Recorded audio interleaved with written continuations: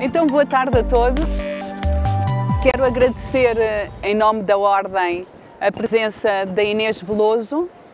Ela é diretora de marketing da maior empresa em termos de recursos humanos mundial, que é a Randstad. E também Carlos Lobo, que é partner da Ernst Young. Portanto, acabam por ser dois convidados à volta de um tema que nos parece bastante atrativo e que tem a ver precisamente com a capacidade de nós atrairmos, potencializarmos e ao mesmo tempo retermos talentos. Eu creio que o grande desafio que nós podemos agora lançar é, enquanto contabilistas e enquanto empresários, para além de terem que exercer bem as suas funções, elas vão ter que cuidar das suas equipas e gerir o seu negócio. Portanto, para além de cuidar bem, do fazer bem e especificamente a sua função, é como é que nós cuidamos das nossas equipas e captamos os nossos colaboradores. E lançava o tema para a Inês. A Inês tem a particularidade de, em 2018, ter lançado pela primeira vez um livro que tem muito a ver com o employer branding. E ela vai exatamente focar essa possibilidade de nós podermos dizer como é que isso é uma atração e como é ao mesmo tempo uma oportunidade para os empresários. Sim. Inês? Ou seja, primeiro, obrigado pelo convite.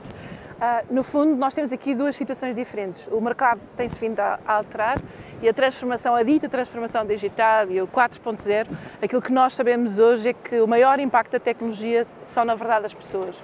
E são as pessoas no sentido em que aquilo que nos vai ser pedido é de sermos cada vez mais humanos e desenvolvermos cada vez mais as nossas competências sociais.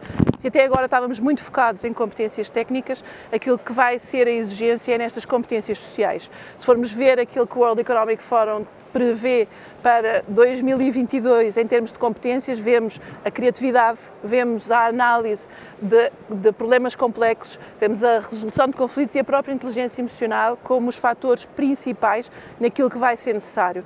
Porque na componente técnica sabemos que a tecnologia e todas as tecnologias emergentes vão ter aqui um contributo muito positivo. Portanto, para mim, o ponto mais importante da atração e retenção de talento pode-se dividir em dois. Primeiro, é nas nossas organizações o que é que nós estamos a fazer, porque de alguma forma o mercado de trabalho hoje passa por uma relação de win-win. Portanto, deixámos de dizer que queremos isto e temos que passar a dizer o que é que também damos em troca. E depois, por outro lado, nós próprios, quem é que nós somos? Ou seja, como é que nós nos vamos posicionar? Como é que eu garanto a minha empregabilidade e a minha relevância para aquilo que é toda esta transformação. Um bocadinho, eu partilho convosco, eu hoje de manhã estive numa apresentação da Microsoft e pus uma fotografia de um senhor, e provavelmente o Carlos conhece a história, pus a fotografia de um senhor e da primeira câmara digital.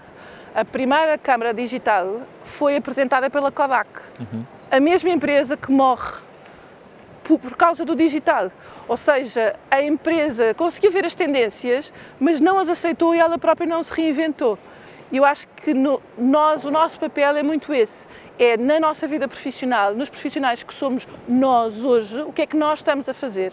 E depois, dentro das nossas organizações, o que é que as nossas organizações estão a fazer, uma vez que tudo o que está relacionado com o mercado de trabalho mudou. É candidate-driven, temos gerações novas, vamos ter multigerações dentro da mesma organização e a organização não pensa em multinacionais, porque não são só as multinacionais. Todas as organizações, a nossa forma de trabalhar mudou, vamos trabalhar de casa. Os portugueses procuram este equilíbrio entre a vida pessoal e profissional. Se calhar todos vocês, em últimas entrevistas ou em últimas conversas, tiveram pessoas que vos perguntaram se podiam trabalhar de casa um dia. Estão prontos para isto? Têm a flexibilidade na vossa organização para isto? Eu acho que este é muito aqui o desafio. Eu se calhar lanço o desafio do 30-3-3 no fim, para ficar assim. Ok. A Inês tem uma história para nos contar e essa história tem exatamente a ver com o desafio que vocês, que nos estão a escutar, esperemos muito, assinem a mão, só os que estão na paralela A, só para saber quem é que está connosco. Ok. Agora é a onda, não vamos fazer a onda. Quando mudarem, a onda fica para depois, no final, se eles falarem bem. Estou a brincar. Mas de facto a Inês tem uma história muito interessante, deixámo-la para o fim, porque tem muito a ver com a reinvenção e o desafio que a vossa profissão tem neste preciso momento. E não é porque ela representa uma multinacional que não se adequa à realidade das pequenas e médias empresas que temos hoje aqui a escutar. Muito pelo contrário, as boas práticas que quer o Carlos, quer a Inês podem agregar, começaram também de pessoas como nós numa fase inicial. E é isso que agora que eu queria aproveitar para passar a palavra ao Carlos e para agarrar isto, os desafios de reter talentos, de conseguir captar talentos, e uma vez que tens esta ligação tão forte com os contabilistas, que conselhos práticos podemos nós agarrar contigo? Obrigado. Eu estava, primeiro, saúde de todos, não é? É sempre um prazer estar com a ordem dos contabilistas certificados e ver esta pujança, não é? Eu ainda me lembro do início da comissão de instalação da Câmara dos Toques, não é? Primeiro da Associação dos Toques e depois da Câmara dos Toques, e ver, passados mais de 20 anos, esta pujança aqui no Pavilhão Atlântico, com esta organização grandiosa, é de facto um motivo de orgulho, e que todos devem se orgulhar pelo aquilo que foram feitos, porque isto é tudo vosso, ou seja, é algo que foi constituído e foi construído pela profissão. E isso demonstrou que aquela opção inicial em 96, 97, quando o lançamento da Associação e depois da Câmara, foi algo que estava correto. Porquê? Porque foi apostar numa profissão que era uma profissão com futuro, não é? E é uma profissão que, curiosamente, também, sempre que se coloca em causa a si própria, tendo em consideração os desafios que o futuro lhe proporciona. Por isso, aqueles desafios do 2035, do 2030, é algo que é essencial para a questão da evolução. Mas e vocês, neste momento, estão um pouco amedrontados com a lógica da digitalização, a história do SAFT, não é? A questão agora do adiamento por um ano do SAFT. Eu sinceramente, eu sou contra estes adiamentos. Eu acho que nós temos que enfrentar o boi pelos cornos, e é uma inevitabilidade, ou seja, em termos da própria definição. Quanto mais atrasarmos, menos nos aproximamos. Eu, quando era secretário de Estado, também o SNC era algo impossível. O quê? Plano Oficial de Contas, sempre me criticámos, agora o SNC, o justo valor vai ser a hecatombe. Não se passou nada. Neste momento temos toda uma profissão de contabilista certificado que está completamente habilitada para trabalhar em qualquer parte do mundo com os próprios juízes e não num sistema exótico que era o sistema português. Por isso a questão do talento é uma questão inerente. O talento e aquilo que nós vemos hoje resulta já do talento que todos vocês demonstraram. Agora, temos que nos lembrar de uma coisa. O mundo está a mudar, não é? E efetivamente a uma grande velocidade. Se vos perguntassem há 20 anos, foi quando foi criada a base institucional da profissão, se hoje em dia a profissão era o que era hoje, vocês nunca poderiam imaginar. Vocês nunca poderiam imaginar que não eram meros contabilistas, são efetivamente toda uma fonte de apoio multidisciplinar à gestão. Ou seja, é isso que são. Muitas vezes até fazem, eu sou advogado e sou professor de Direito, como bem sabem, até fazem algum apoio jurídico, embora isso não se possa dizer, mas não está aqui ninguém da Ordem dos Advogados. Sem qualquer questão. Lembram-se da guerra com as reclamações, saber se o contabilista podia colocar a reclamação à AT porque era um ato próprio do advogado, não é? Ou seja, estamos a falar, vemos aqui esta evolução. E, de facto, o sucesso da profissão resultou precisamente dessa multidisciplinaridade que sempre cada um de vocês demonstrou, tendo em consideração a vossa vontade de aprender, a vossa abertura. Também não tem grande hipótese, porque em cada orçamento de Estado moda-se o sistema fiscal, por isso essa tentativa, ou melhor, essa necessidade de estar sempre a aprender é inevitável perante o nosso fluxo, o nosso permanente vir da reforma fiscal. Agora, a questão é esta. Hoje em dia nós estamos numa encruzilhada. Quando falamos dos SAFT transações, quando falamos agora do SAFT contabilidade, quando falamos do pré-preenchimento das declarações, quando falamos toda essa metodologia, estamos a falar já numa metodologia de desintermediação. E isto é muito arriscado, porque a função do contabilista sempre foi uma função de intermediação. E se vocês olharem à volta ao nível da sociedade, o intermediário está a desaparecer. Vejam-se os bancos, as dificuldades que temos com os bancos. os registros de notariado, não é? Se nós formos ver bem, um blockchain e um computador garante, efetivamente, toda uma função que temos. Ou seja, a função de intermediação está a desaparecer. O que é que isto significa? Significa, obviamente, mas atenção, a função do contabilista, e isso também foi algo que foi analisado e estudado já há 20 anos, não passa unicamente numa função de consultoria privada. Existe uma responsabilidade pública em cada um de vós.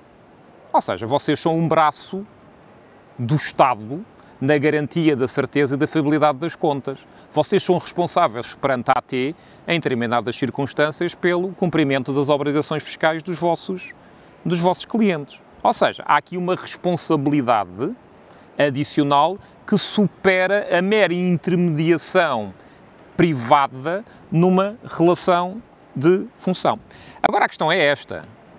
O modelo de trabalho, o modelo de desenvolvimento da função implica cada vez mais uma multidisciplinaridade que é difícil que uma só pessoa a possa desenvolver. Ou seja, aquela parece que é o tema, aquela lógica do contabilista individual, não é? Que tem o seu gabinete de advogados, muitas vezes com a sua própria família, e desenvolve o seu trabalho para com os clientes tradicionais, é algo que tem que ser repensado, tomando em consideração a transformação tecnológica e a necessidade que existe de cada um de vós prestar serviços de valor acrescentado, não é? Que efetivamente superem aqueles que são tradicionalmente da contabilidade e passem para as outras matérias. Ou seja, temos que passar para uma lógica clara de multidisciplinaridade. Repare, isto não é nada, não é mais nem menos que um ecossistema, um ecossistema de conhecimento. Ou seja, hoje em dia, com as novas tecnologias, a criação de valor, não é? A inovação, resulta precisamente da concatenação de diversas áreas de conhecimento.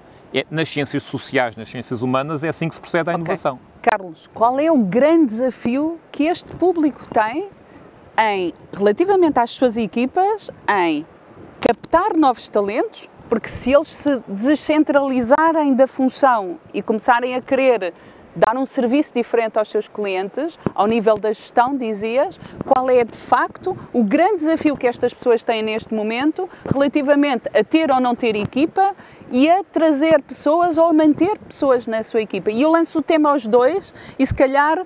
Deixa-me só dizer, tem a ver com outra discussão, que tem a ver com a atratividade da profissão para os novos talentos, ou seja, para as novas gerações.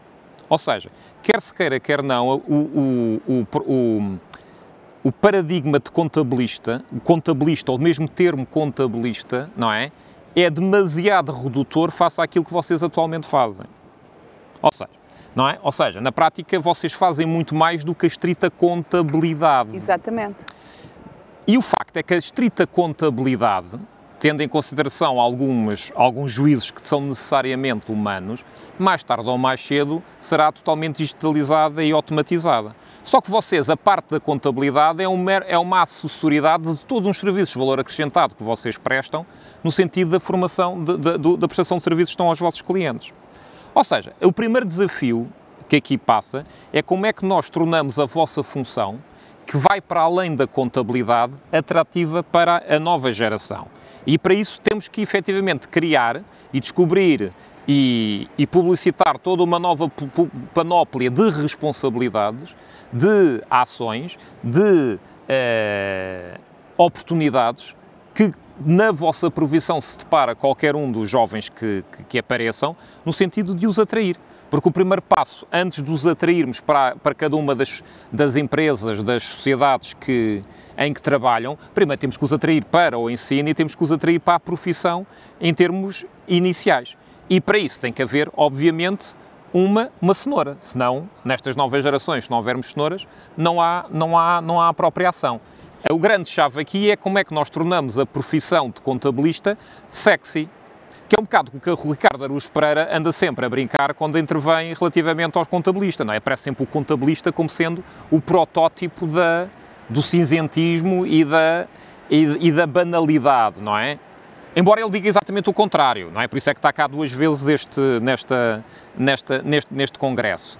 Mas esse desafio é um desafio crítico para depois começarmos a criar, efetivamente, toda uma série de outros conhecimentos, de outras valências que necessitam de ser introduzidas. E, obviamente, a parte informática e digital é crítica nessa matéria. Ok. Bem, Eu queria só dizer à plateia que se vocês tiverem temas que queiram, ou perguntas que queiram colocar, nós temos um espaço exatamente para o efeito e eu sirvo de intermediária. Portanto, se houver questões que vocês queiram colocar aos nossos oradores, façam-no por escrito e eu transponho aqui para a nossa conversa.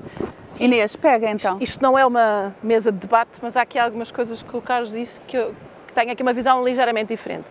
Primeiro, naquilo que é a vossa proposta de valor. Eu acho que há aqui 3 dimensões diferentes. Há uma primeira dimensão que é qual é a minha vantagem competitiva, ou seja, o que é que verdadeiramente aquilo que eu faço hoje e que eu presto aos meus clientes não pode ser automatizado.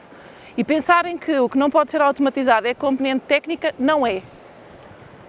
Um exemplo disso, eu trabalho num negócio que não tem nada a ver com contabilidade, trabalho na área de recursos humanos e aquilo que nós fizemos foi verificar onde é que estava a proposta de valor. Porque nós temos um LinkedIn que funciona na internet, todos os currículos estão disponíveis e nós vivíamos de uma realidade que era quem tinha a melhor base de dados era a melhor empresa de recursos humanos. A base de dados hoje está disponível para todos. Então, qual é a proposta de valor? E isso passa por vocês conseguirem identificar nos vossos próprios clientes porque é que eles vos escolhem, onde é que vocês têm o fator diferenciador. E depois, eu enquanto profissional, onde é que eu acrescento valor além da componente técnica. E sim, o Carlos tem toda a razão nesta componente que a multidisciplinaridade, mas é também esta capacidade de nos reinventarmos.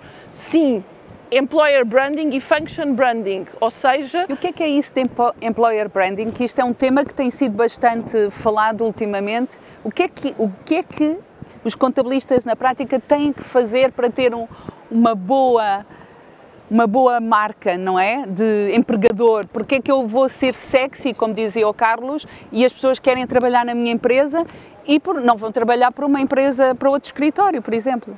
Aqui o tema do Employer Branding tem um ponto interessante, que é só no século XX é que se começou a falar de Employer Branding, quando na verdade, e se todos nós fizermos este exercício, percebemos que há produtos que nós consumimos, mas nunca trabalharíamos naquela empresa. A nossa decisão de emprego não é one night stand, enquanto que pode acontecer uma decisão de one night stand com um produto que de repente está naquele linear e eu até compro e não compro outra vez. A minha decisão de emprego pondera muitos fatores e eu tenho sempre uma opinião de todas as empresas. E é muito curioso, nós fazemos um estudo em Portugal e fazemos-lo em todo o mundo e em Portugal com dados portugueses, quando fomos questionar a população ativa portuguesa, 97% dos portugueses têm em conta a reputação da empresa antes de aceitar um emprego.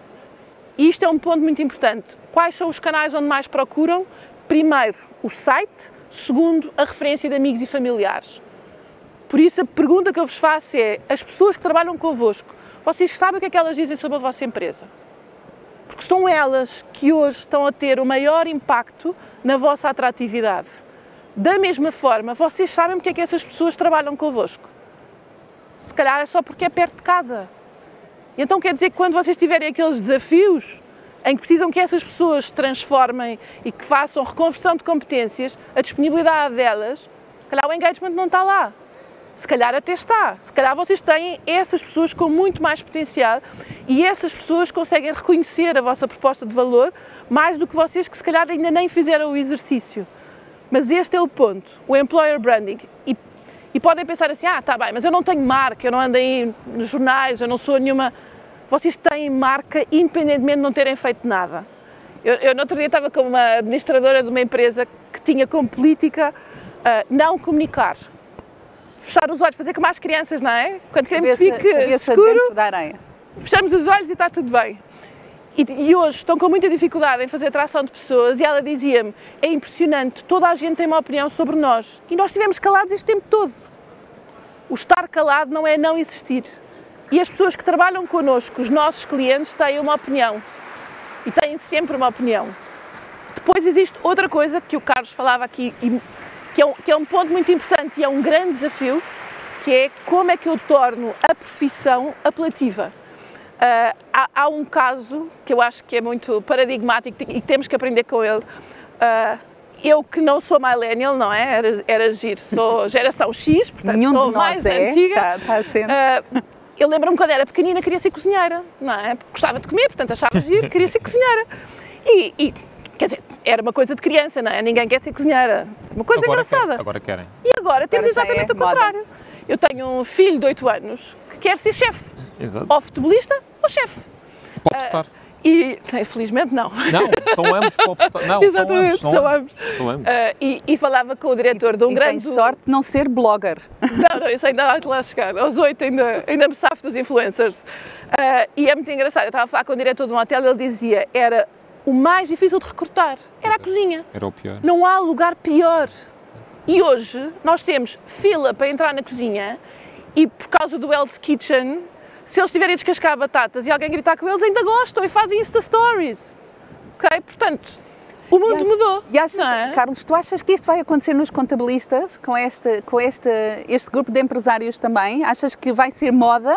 Se nós nos vamos conseguir reinventar e vai ser moda? Reparem, aqui temos aqui um dilema, não é? Porque, como eu disse ainda há pouco, a função de contabilista é também uma função de fé pública, ou seja, por isso é que existe uma regulação e uma ordem e uma responsabilidade e uma disciplina imposta que é rígida, não é? Na prática existe aqui uma função que o Estado reserva para esta profissão e que esta profissão desenvolve a favor do Estado. E que Portugal, efetivamente, é muito beneficiado nos últimos anos relativamente a isso. Basta dizer, se nós alteramos a legislação fiscal em Portugal, algo acontece, na Grécia e nos outros países, bem se pode mudar que não acontece nada. Mas cá, efetivamente, existe um efetivo governo da parte fiscal e isso muito se deve aos profissionais. Mas a pergunta vão-se reinventar para ser fashion? Sim, e como é que as equipas ajudam a que isto aconteça? Eu acho que vai ser... Não precisa de não vai ser necessária uma decisão subjetiva e individual de cada um para isso acontecer. Embora isso, obviamente, seja crítico. Aquilo que acabou de dizer, o employer branding é crítico. Ou seja, se ninguém pode ser bom, mesmo que a função seja muito bom, se os seus próprios funcionários dizem mal da empresa, acabou. Ou seja, não há... Morte. Não, é a morte total ao nível da própria estrutura.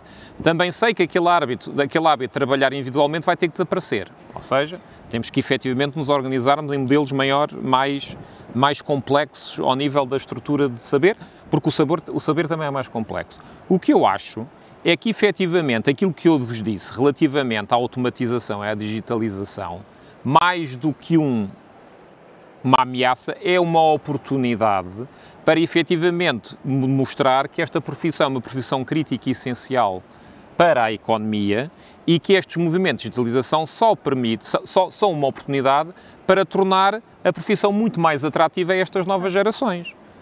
Porquê? Porque a ideia do contabilista na sociedade é o guarda-livros, não é? É aquele que tem lá o livro e o razão, ainda pega no seu lápis, não é? Abre e tem ali as partidas dobradas e começa. Isto ainda é o conceito de contabilista para a generalidade dos agentes e que tem ali as mangas de alpaca, não é? Em termos, os mangas de alpaca, não é? Ou seja, reparem, vocês estão no...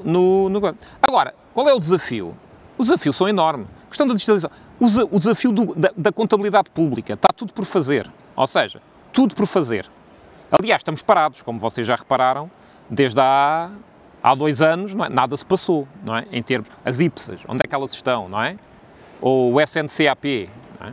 Enquanto que no SNC se fez a transição num ano assim, o SNCP andamos a discutir há 5 ou 6 anos. Estamos a falar de uma nova realidade, de criação de valor na administração pública. O que é estranho, não é? Passar para um modelo. A digitalização, os SAFTs, vão-vos obrigar a uma sofisticação ao nível do tratamento de dados, da análise de dados, tratamento de grandes dados, que torna, obviamente, a profissão muito mais atrativa em termos naturais. A questão da multidisciplinaridade, os desafios, a internacionalização, ou seja, o facto das empresas o facto de se trabalhar em rede, as ligações, as comunicações à distância, todos esses modelos vão tornar por si a profissão mais atrativa. Agora, é a tal questão, sempre que nós embora a ordem tenha sido sempre progressista, não é? Mas o facto é, sempre que estamos num momento de transição, discute-se, há ali uma tentativa de receio, mas dá-se sempre o passo em frente. E até hoje tem sido bem sucedida, senão não estávamos aqui hoje no pavilhão Atlântico com milhares de pessoas a assistir a esta situação. E reparem, o facto de se preocuparem com o talento também justifica nós estarmos aqui, não é? Acho que é a primeira vez que alguém fala sobre, efetivamente, talento num congresso da ordem dos contabilistas certificados a nível da própria atração. Agora, a questão é esta. Têm que ser vocês, não é, a puxar pela profissão, no sentido de a torná-la mais atrativa, e isso implica uma diversificação de conteúdos e, não, insisto, multidisciplinariedade. Tem que haver multidisciplinariedade. Aquele conceito de estrutura hierárquica completamente segmentada, não é? Com fronteiras bem limitadas, é uma coisa que atualmente já desapareceu. E quando eu digo em multidisciplinaridade, não estou a dizer para vocês serem especialistas em tudo. Não. Vocês devem saber tudo, ou melhor, devem saber procurar por tudo, mas ter, efetivamente, uma equipa que possa trabalhar numa ótica multidisciplinar no sentido da concretização da melhor solução para o vosso cliente. Reparem, porque a melhor solução, a criação de valor, que aqui estava a referir, a vossa criação de valor do contabilista não é na correta inscrição das rúbricas do deve e do haver. Poderá ser digitalizado. Isso é digitalizado, é essa a parte. Tudo. Agora, o que acontece é que, partindo com essa base, vocês têm a formação essencial para, efetivamente, propor e promover decisões de efetiva criação de valor na melhoria de gestão dos vossos clientes. E o tema da confiança, não é? Que é um Sim. tema crítico na relação... Não, e vamos por aí. O leverage, é isso que eu ia dizer. Qual é a vossa vantagem? Qual é a vantagem de vocês perante um gestor? É que vocês são os guardiões da certeza e da segurança, porque, efetivamente, quer se queira, quer não, a vertente contabilística será sempre a infraestrutura sobre que tudo se constrói. De acordo, mas aí voltamos a falar na parte especializada da função. E nós estamos a trazer o tema humano da função. E aí eu vou lançar o tema para a Inês de novo.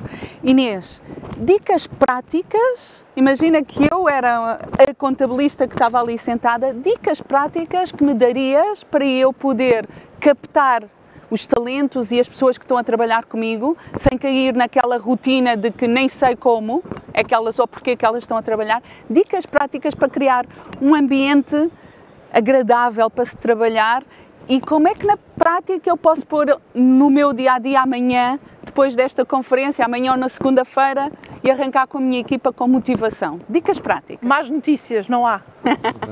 Portanto, há aqui um tema, eu sou de marketing, não é? Portanto, eu gosto de contar histórias e de vender. O Employer Branding tem um tema, que é não se vende o que não é verdade. O Employer Branding da vossa empresa, a vossa equipa não vai ficar motivada amanhã se vocês chegarem lá vestidos de jeans e começarem a tratar toda a gente por tu, e não vai ser assim, tem que ser real e é uma relação de longo prazo. Esta é a maior dificuldade da estratégia de Employer Branding de qualquer empresa. Nós não mudamos de opinião em relação a uma empresa de mês para mês, nem de ano para ano. E, portanto, é algo que se constrói. O que é importante neste processo? Eu diria que é importante, vocês saberem qual é a proposta de valor que eu quero dar às minhas pessoas. 2, as pessoas que hoje trabalham comigo, o que é que reconhecem como importante. 3, as pessoas com quem eu interajo, os meus stakeholders, clientes, que opinião é que têm do que é que será trabalhar comigo? Pois é fácil. É só fill in the gaps, não é? Nesta parte onde está diferente, começar a trabalhar. Este fácil é um fácil, entre aspas, mas é algo que se constrói. E eu acho que aqui, e o Carlos reforçou isto muito bem, o ponto principal não é só desta atração e retenção de talento. Vocês têm aqui uma responsabilidade acrescida, que é o que é que nós queremos que seja o papel do contabilista no futuro. E já vamos ver que esta palavra futuro hoje mistura-se tanto com o presente, que traz um desafio maior. E, portanto, o que é que vai ser este papel e como é que eu vou garantir que continua a ter relevância, não só a influenciar pessoas para virem, mas como eu próprio ter relevância para os meus clientes e enquanto meu papel no próprio setor. Portanto, este é o ponto. Dar-vos aqui uma nota interessante, quando falámos aqui do ponto de atratividade, nós a nível global fazemos este mesmo estudo de Employer Branding e conseguimos isolar as pessoas que trabalham na área financeira e se isolarmos, e estamos a falar de um estudo que inclui 30 países portanto, tem aqui uma mancha em termos de resposta muito grande, as pessoas que trabalham na área financeira são mais atraídas pelo setor de tecnologias de informação, pelo setor de saúde, pelo setor, o que quiserem. O sexto setor que mais as atrai é o setor financeiro. Portanto, pessoas com competências dentro de áreas financeiras, não estamos só a falar de contabilistas, mas os financeiros não se sentem naturalmente atraídos por trabalhar dentro da área financeira.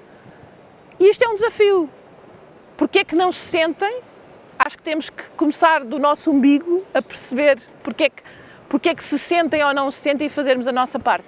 Mas a verdade é que a atratividade do setor financeiro é uma atratividade que não está a crescer. E é a responsabilidade nossa mostrar que, afinal, este orgulho que vos faz estar aqui e o orgulho que provavelmente comunicam na vossa profissão e nas vossas empresas, têm que o conseguir passar e comunicar melhor. Há aqui um desafio, nós temos 2 desafios antes de encerrar e temos apenas 9 minutos. Há aqui um desafio que eu lançava para ambos, que tem a ver com como é que eu me torno mais relacional, não só com o meu cliente, mas também com a minha equipa. Porque se eu tenho que atrair, eu vou ter que me tornar mais sexy para a minha equipa ou para aqueles que um dia possam se vir candidatar à minha empresa, ao meu escritório. Por outro lado, eu devo ser, digo eu, mais relacional com os clientes, porque quanto mais eu falar com clientes, melhor eu identifico outras oportunidades para alargar o negócio. E tendo em conta que os clientes nos veem também como, às vezes, como padres, como pais, como, sei lá, padrinhos. Aquilo acaba por ser o muro das lamentações, não é? Isso é uma pergunta crítica. Primeira questão.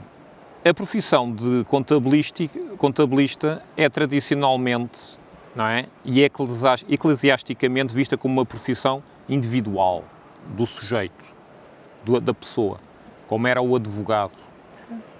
E isso, hoje em dia, é intolerável, porque, efetivamente, hoje em dia o que está em causa é precisamente a criação de equipas, multidisciplinaridade e a criação de toda uma nuvem de conhecimento, ou todo um ecossistema de conhecimento que nós devemos criar para criar, efetivamente, valor para o cliente. Cada um de vós que está aqui, não é? Tem que se preocupar. Isto é um bocado antagónico depois com a preocupação comercial. Vocês têm que ser sexy, a profissão tem que ser sexy, a função tem que ser sexy, mas vocês têm que ser sexys para os vossos clientes. Porque senão não vendem, vocês são prestadores de serviços. No meio desta história toda, podemos ter aqui a melhor profissão do mundo, a melhor equipa do mundo, mas no final temos que vender, não é? E a venda é a tal questão da marca que tinha referido. Cada um de vocês tem uma marca. É isso que vos garante os vossos clientes e garante a fidelização de cada um dos vossos clientes a cada um de vocês. Ou seja, esta é a questão. Por isso, o que vocês têm que se preocupar é, efetivamente, criar uma equipa, fazer uma coisa terrível que vocês devem todos odiar, que é a delegação, não é? Essa coisa terrível que nós temos de receber novos e ensinar-lhes. É uma coisa absolutamente trágica, não é? Porque eles cada vez são piores, não é? Isto faz lembrar uma vez, era o vice-reitor da universidade, com o Sampaio da Nova, ele disse, Carlos, porque eu sempre dei aulas, como é que são os alunos? Eu, são péssimos, cada vez são piores, isto é uma desgraça e tal. Não é? Aquilo que vocês acham, também os novos são sempre cada vez piores, não é? No vosso tempo é que era... Ele parece-me com um livro, vai lá à bibliotecazinha dele, com um livro de 1903, olha, Carlos, lê aqui esta página. Então era um professor da altura da Academia de Ciências a dizer exatamente, ipsis verbis, aquilo que eu disse sobre os alunos dele em 1905. Ou seja, o que na prática significa que nós nunca devíamos, porque eram exatamente os mesmos termos, nunca chegaríamos a 2000, não é? Porque devíamos morrer algures em 1920, não é? Em termos de qualidade de conhecimento. Mas isso é uma questão natural, ou seja, nós temos uma tendência de desvalorizar a nova geração. E se pensar que eles não estão preparados, que não têm a responsabilidade, que não sabem nada, porque não se importam... Não, eles são diferentes, não é? Em termos da própria definição. Mas há uma coisa que não muda, que é a relação. A necessidade da relação, a necessidade da interação pessoal. E até porque através da interação pessoal criam-se novas oportunidades de trabalho. E aqui, agora não é para... Mas, Carlos, mas deixa-me só dizer uma coisa. Sucintos. Temos efetivamente 5 minutos e eu queria ouvir ainda... Eu olho para aqui Agora vou ser provocador. E vejo aqui pouca geração nova. Ou seja, eu olhando para aqui, tirando as senhoras, são todas jovens, não é? Agradecemos. A parte masculina já está aqui um pouco, isto é para ser simpático, não é? A parte masculina está aqui já com um bocado elevado. Onde é que estão os jovens? Estão a perceber? Basta olhar aqui, se vocês olharem aqui para este congresso, onde é que estão os jovens? Tirando as senhoras todas que aqui estão, não é? Estão a ver? É essa a questão, é esse o desafio da profissão que está aqui em causa. Os homens não me levam a mal. É esse o desafio daqui da profissão que tem que ser colocado. Ok. Ou seja, Carlos, vou-te passar um recado que nós recebemos e está escrito especificamente que é para ti, portanto, tu vais ter tempo de o ler e de preparar a resposta, e queria escutar a Inês umas últimas palavras, e temos 5 minutos ou 4 e meio, exatamente para saber como é que eu me vou tornar mais relacional. Como é que ou o que é que eu deveria fazer, tendo em conta que chamo a minha equipa, delego mais, e como é que eu me vou tornar mais relacional para conseguir atrair os meus clientes? Eu acho que aqui o tema do relacional, eu acho é que temos que ser mais humanos, nem é relacionais. Ou seja, as pessoas que são tímidas vão continuar a ser tímidas e não tem mal nenhum ser tímido. E não é por isso que eu não vou ser um bom profissional e não é por isso que eu não vou ser o escolhido. O que nós temos é que nos lembrar de ser mais humanos. A nossa componente técnica é fundamental, mas o que faz com que aquela componente técnica que eu estou a entregar seja diferenciadora é a pessoa que eu sou, é a minha capacidade de análise, é a minha capacidade criativa, é a forma como eu falo. Eu não tenho que ser mais relacional, eu tenho que ser mais humano. Isto é uma chatice, não é? Porque andaram não sei quanto tempo a dizer para nós seguirmos os processos, fazermos assim. Portanto, fomos nos transformando em mini máquinas e agora dizem-nos, olha, agora já inventámos umas máquinas, agora já pode ser humano outra vez. E eu acho que esse é o desafio.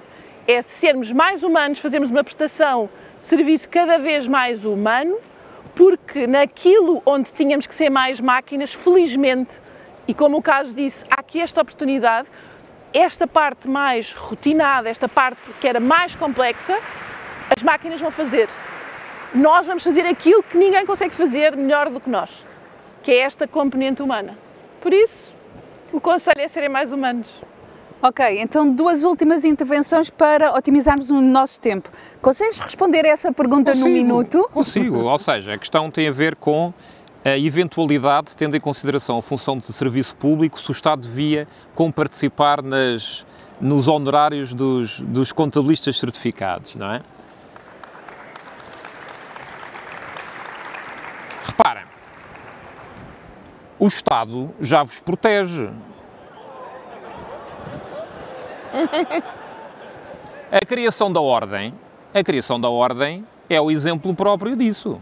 Ouçam, quando o Estado cria a ordem dos contabilistas certificados, está efetivamente a reconhecer e a proteger a profissão, no sentido do desenvolvimento regulado dela, e a reconhecer a relevância. Reparem, Portugal é o único país da União Europeia que tem uma ordem relativamente aos contabilistas certificados. Em termos de profissão regulada, é o único país que dá ao contabilista certificado a dignidade que, a meu ver, ele merece, em termos. Agora, não implica que haja aqui uma necessidade de subvenção de um serviço público, não. O que o Estado propiciona é todo um campo regulado para que vocês desenvolverem a vossa função de prestação de serviços acrescentado sobre ela, não é? Vocês não são funcionários públicos, vocês não queiram ser funcionários públicos. Ok. O que eu quero é que, efetivamente, vocês passem a fazer o trabalho dos funcionários públicos, nomeadamente ao nível dos sistemas de gestão financeira da administração pública, que isso é outra coisa, não como funcionários públicos, ok? Inês, mas numa ótica subcontratada. Prometemos uma história. Sim. E temos 1 minuto e meio para contá-la. E essa história tem a ver exatamente com o tema e com a retenção. Sim.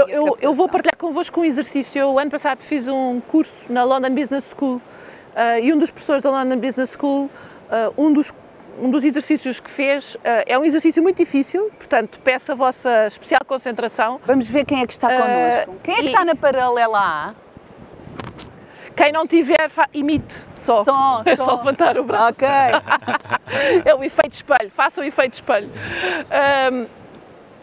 Vamos tentar fazer este exercício, que é, tentem imaginar o que é que vocês vão estar a fazer daqui a 30 anos. Reforma não vale, está bem? Ninguém pode pensar na reforma. Por isso, 30 anos. 30 anos. 30 anos. Isto é um exercício muito complexo. Portanto, pensem o que é que vocês vão estar a fazer e o que é que a vossa empresa vai estar a fazer daqui a 30 anos. Difícil, não é? E agora, Nem daqui a 3. lembrem-se, tudo o que nós achávamos que demorava 30 anos a acontecer, na verdade aconteceu em 3 anos. Exato. E as empresas que foram bem-sucedidas demoraram 3 meses a preparar-se. E este é o sentido de urgência que têm que levar naquilo que vocês são enquanto profissionais e das vossas competências e naquilo que a vossa empresa, seja micro, seja pequena, média, grande, não interessa o tamanho, aqui o tamanho não interessa, têm também que pensar neste 30-3-3. Exato. Que é feito o desafio, é o professor Rico Vera, vale imenso a pena ver os TEDs dele. Muito bem. Quero agradecer aos nossos 2 brilhantes oradores a presença deles. Obrigada.